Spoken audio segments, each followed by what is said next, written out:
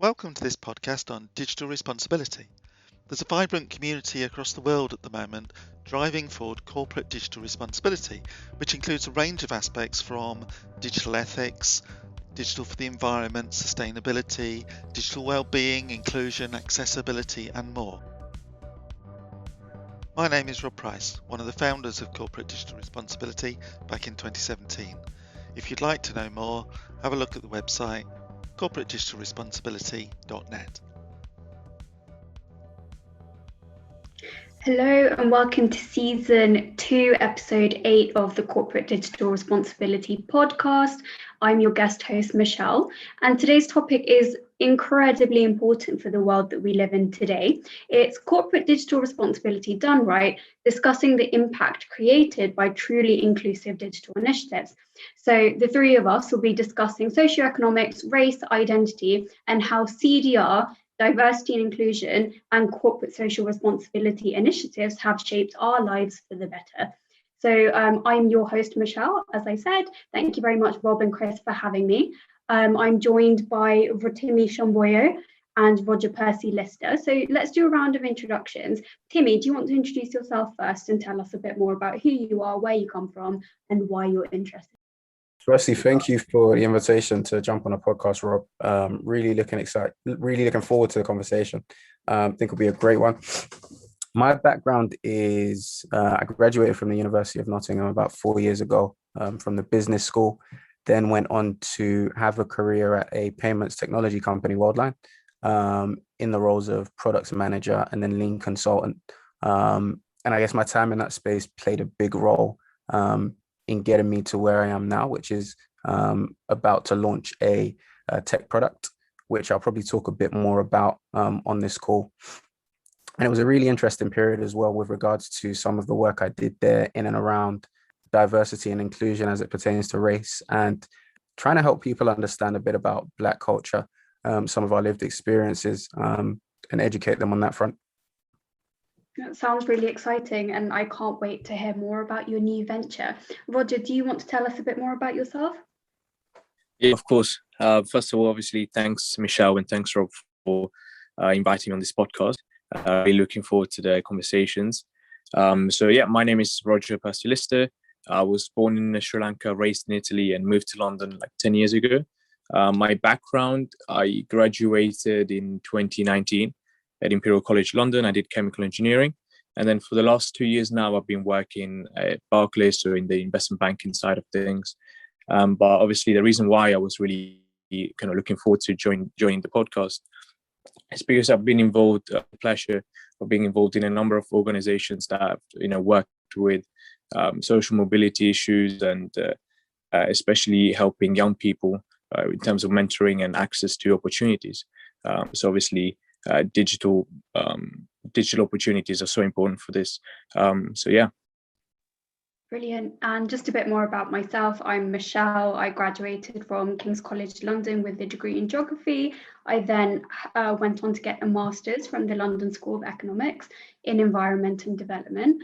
I'm an incoming sustainable business consultant at EY. And the reason that I am so passionate about this topic in particular is growing up, I realized I was put into a lot of buckets that were considered to be disadvantaged background. So I was born abroad, English wasn't my first language, I went to state school. And as you grow up, you realize disparities are so prominent. I think going forward, I want to really open doors for people. I don't want people to be put into buckets that will really disadvantage them going forward and what they can achieve from their lifestyles. And I think podcasts like this are so important because they create conversation. Anyone who's actually interested in creating an impact can listen and do something tangible about it. Which then brings me on to Timmy. Why don't you talk a little bit about how you entered the tech world, and then you can tell us a bit more about your venture, please. Yeah, no, that sounds good. I fell into tech completely by accident. But in being here, I've become an advocate for people from low socioeconomic backgrounds really pursuing roles within the space, just because tech is amazing in terms of the leverage and the scale it allows you to approach certain solutions and the impact it allows you to have. But a bit about how I got into it. So when I was in my final year of university, I started applying for graduate roles as you do. And they were typically geared towards consulting. For me, that was kind of the parallel of my skill set. But I was really unsuccessful. I sent out hundreds of applications, but most of the big consulting firms weren't trying to give me a shot. So I ended up in Atos because they had a consultant department, and working for their subsidiary at the time, which was Worldline, as a product manager. And it was weird because I didn't even know what a product manager was. So how I got the job is still a bit beyond me, but it was a really kind of fortunate event. So in my role as a product manager and then as a lean consultant, I really got to understand the kind of end-to-end spectrum of how technology products and solutions are built, how the teams work together, and have insight into different ways to solve problems, right? And for me, it was just so great to be able to look at some of the problems that only people like me, and by people like me, I mean, as a young Black man, are privy to, and then start to look at those problems through the lens of technology and how that could solve it. And that was how I got in and around to building Cotta, which is the venture I'm working on. So Cotta is a platform that allows people to download images, which kind of authentically represent Black culture and communicate those stories. In working on a business a couple months back, I was designing a website, and I was looking for some graphics to support it, which were aimed at a Black demographic. And I came across an issue, which was that, representation of Black individuals, Black stories, Black experiences online is very difficult. And the kind of current incumbents in the space of providing, I guess, stock photography weren't really serving that niche. And for me, I saw it as a really good opportunity to kind of unbundle that market. And also having conversations with kind of Black photographers going forward, it was also a really good opportunity to carve out a space for Black creators within, what we call the creator economy and the gig economy, which is, how can we really empower people to turn their passion into a profession? How can we kind of create a structure that allows people to properly leverage their skills to distribute it and to monetize it well. And so that's how we got here. You guys will be very, very aware that, increasingly you get more and more people who are able to earn a living off of their passions, literally making money doing the things that they love. And I'm a firm believer in, the kind of economic model moving towards that in the near future. And we were looking at, okay, well, how can we facilitate that transition for Black photographers? How can we look at new methods of distribution, of monetization of these digital assets? How can we even change their perspectives of how they look at photography and look at photos from, getting paid for one shoot versus using technology to leverage one particular photo in multiple use cases. So that's where we got to. And it's been a really exciting process so far, a really exciting journey. And we're really looking forward to launching in a couple of weeks. Yeah, I'm really looking forward to see what you guys create, because the way I see your platform, not only is it providing amazing inclusive imagery for people and for the masses, but it's also providing young people with role models. You don't want to see a stereotypical generic type of Black persona. You want Absolutely. to see really accomplished people that young people can look up to. And speaking of creative, now Roger, you've got quite a creative background. Do you want to share about how that links into CDR and what your experiences have been? Yeah, sure. So initially, I wouldn't say I've had a creative background, from when I was young. I think it's something that I kind of fell into very recently, actually. So I think like a year ago, I got involved into the modeling and fashion industry. So initially getting signed as a model. And speaking about what Timmy said, it's all about representation. So I think the agency that I'm signed with currently, they made a strong push, one of the first ones in the region, actually, a strong push towards greater representation, and mainly for black skin and South Asian skin, right? Because if you look at the modeling industry, in the last kind of 20, 30, 50 years, it's been predominantly white, but in kind of recent times, especially after the Black Lives Matter movement, which also helped other ethnic minorities to gain better representation. So since kind of that movement, you've seen brands kind of push more towards greater representation and greater inclusivity, which makes sense from a obviously business standpoint, right? Because you want to put role models and put representation on TV and adverts that mirror your audience. And if you look at most consumers in the world, we are all diverse. But apart from the business standpoint, obviously on a human level, this is kind of what we need in business, right? So you can look at the economics of it, and it makes sense money-wise. But in terms of a business that caters for the consumers, and consumers are essentially people, right? So you want to empower them, you want them to feel at ease with your product, and you want them to actually get a good connection with the brand, right? So that's where kind of diversity and inclusivity comes in. So I'm like super happy and proud to kind of be involved and be signed with an agency that has that as the kind of core beliefs. So that's kind of my way into the industry. But if I look at kind of my background before this, I've always had a kind of, I wouldn't say identity issues, but a very mixed identity, let's say. I think you guys can relate to this slightly, but I was born in Sri Lanka as a Tamil, and then moved to Italy when I was really young, and lived in Italy for 14 years. And I pretty much lived as an Italian there. I felt Italian. But if I looked kind of around me, most businesses and most people I would see on TV, and people kind of in my school and all the different industries that I was kind of looking at as a young kid, everyone was predominantly white. So a lot of the issues and challenges that, you see businesses and even us kind of talking about right now, these are issues that, most people in Italy are not even aware of, just because you have a lack of people with those challenges, so people with color, South Asian or Black or whatever, in positions of power. So even if you think about now, we get to speak about this because we have people like Timmy, people like Michelle, people like Rob who are aware of these issues, these challenges, and we are in a position to actually use our education and our resources to make a change, which is why I'm super kind of happy about Timmy's venture.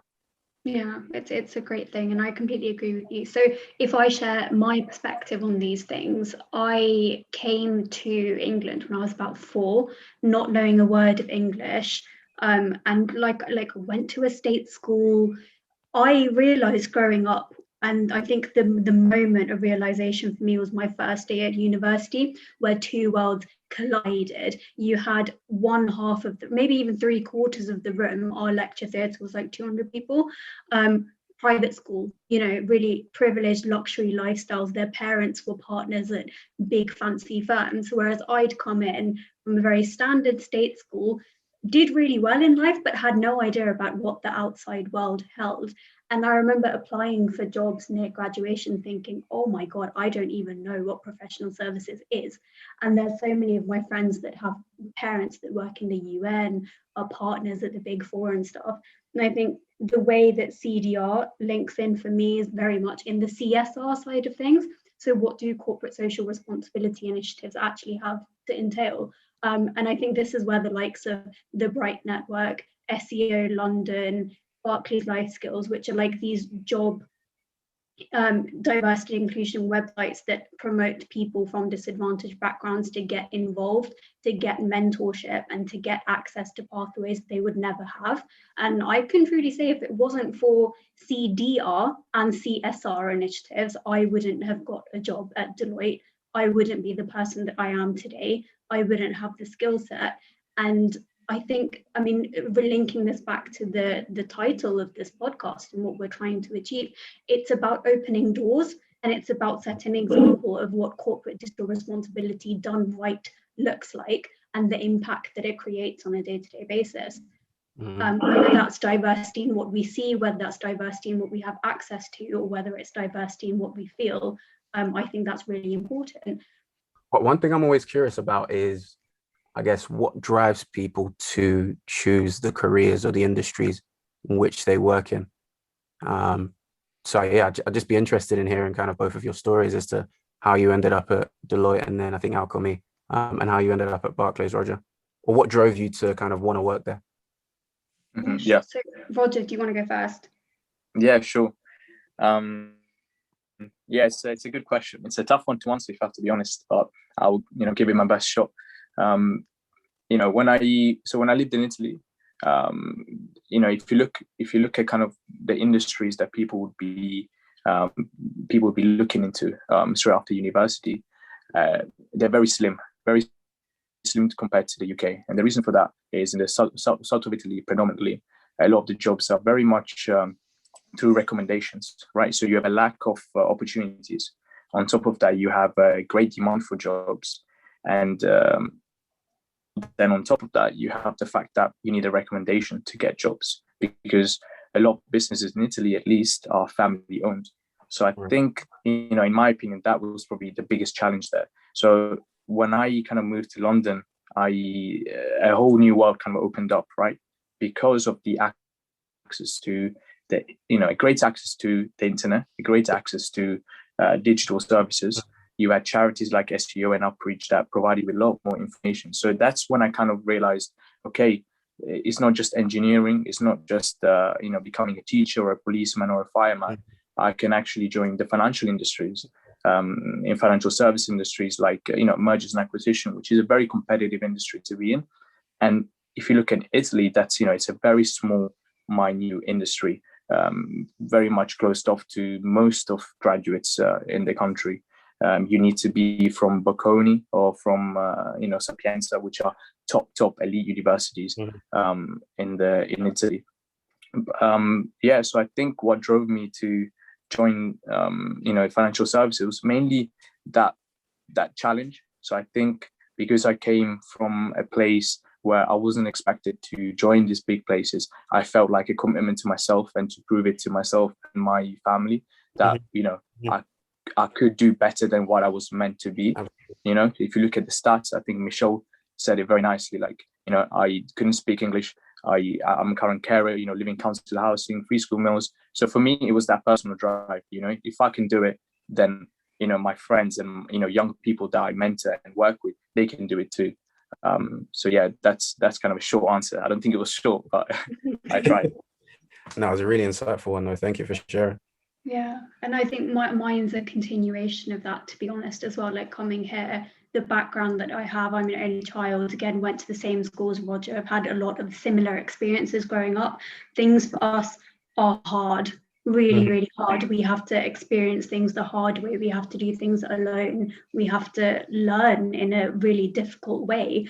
And I think for me, it's been the case of what can I do to ensure the best future for myself, for my future generations, and also for my mum who works so hard, bring us into this country. I think going forward, like I'm starting a new job in August, which is sustainability based. That's my passion. That's what I'm really good at writing about. Thank you so much. Thank you. But yeah, that's what I think I will enjoy. And I think partially going forward as well, it's kind of breaking the cultural barrier as well. My family wanted me to become a doctor because everyone else is a doctor and that's all they know. I think partially the case for me was actually, I'm good at something else and I want to be good at that and I want to share my knowledge and share these things. So, it's breaking out of these traditional paths as well. Yeah. It's important for me. Do you know what? Both your answers were brilliant, and it was interesting because I have a similar answer as to why I chose the career path I did. And what I really wanted to pull out of that was when you're from a traditionally kind of low socioeconomic background, what it means is that when it comes to looking for work, you naturally have a desire to kind of earn as much as possible, not just for yourself, like you said, Mishal, for your family, right? Like you said, Roger, to kind of prove that you were capable of kind of slugging it at the top. But my issue with that is that we're sometimes deprived of really exploring where we are perfectly placed in the world, where we could have the most impact, because our priority is changing our situation. And so I'm really, really pleased that you're moving into sustainability, which you said is your passion. And I know, Roger, we had a previous conversation earlier where you're exploring kind of moving into places which have more synergies with, I guess, who you are as an individual. And it draws back to one of the earlier episodes on this podcast. I think it was with Ken Banks, who works at Yoti. It was the episode on social purpose, or social good rather. And I thought about it. So he had a background working all across Africa in tech, helping people out.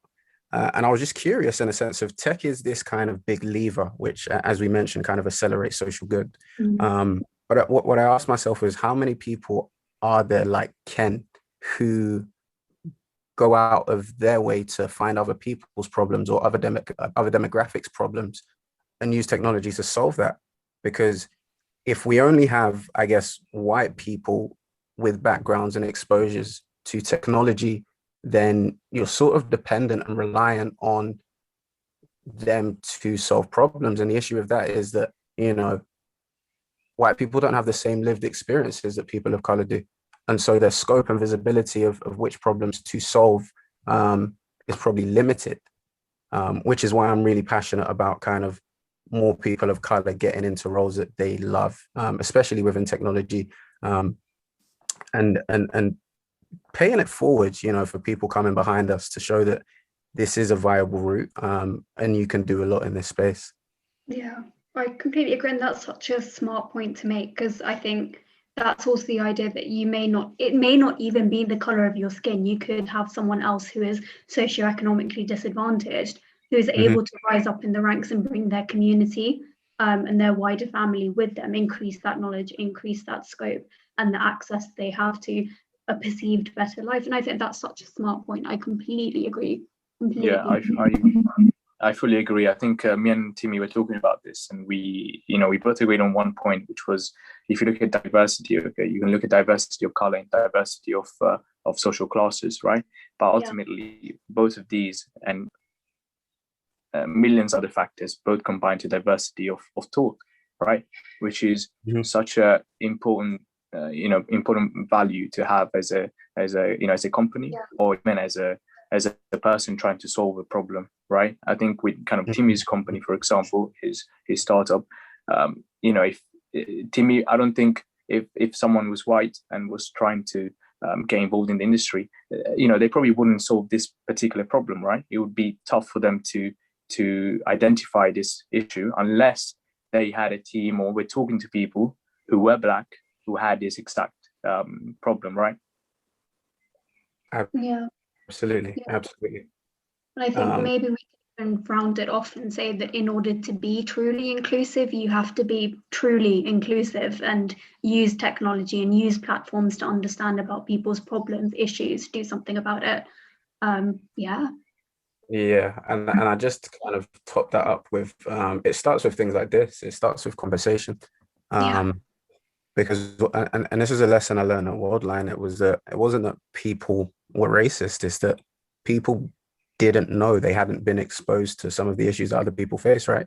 And it's if we don't talk about it, if we don't have visibility of the different struggles we have as individuals, then we can't kind of come together and address the issues and solve the issues or provide that different perspective. So I'm really happy for podcasts like these that give us a platform to have these kind of conversations.